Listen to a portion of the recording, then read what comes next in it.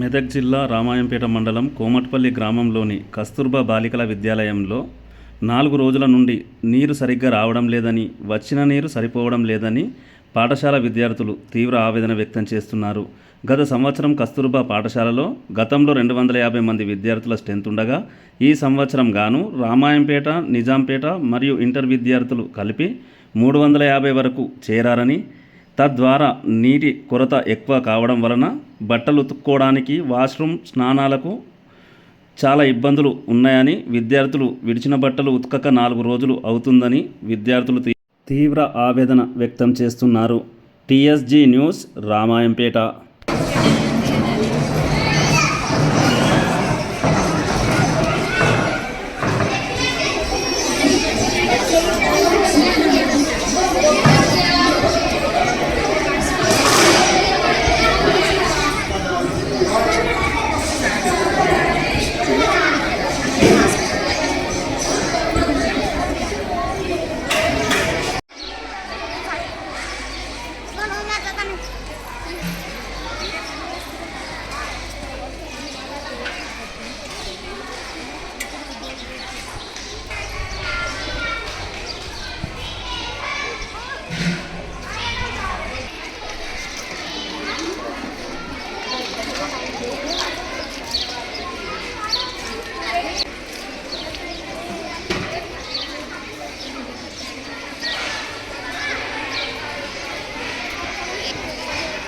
Good morning sir, my name is Kaveri. నేను first year BiPC చదువుతున్నాను. ఇక్కడ వాటర్ ప్రాబ్లం వల్ల 3 days నుంచి వాటర్ వస్తున్నాయి కానీ సరిపోవట్లేదు.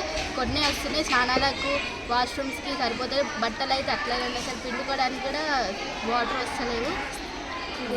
పిండుకోవడానికి కూడా చాలా ఇబ్బంది అవుతుంది. వాటర్ రాక 3 days బట్టలు అట్లనే ఉన్నాయి సార్. స్నానాలు చేయడానికి కూడా వాటర్ వస్తలేదు. ఇప్పటికైనా మమ్మల్ని అర్థం చేసుకొని కలెక్టర్ గారు మాకు మిషన్ భగీరథ నీళ్ళు చాలా ఎక్కువ ఇవ్వాలని కోరుతుంది. Thank you sir.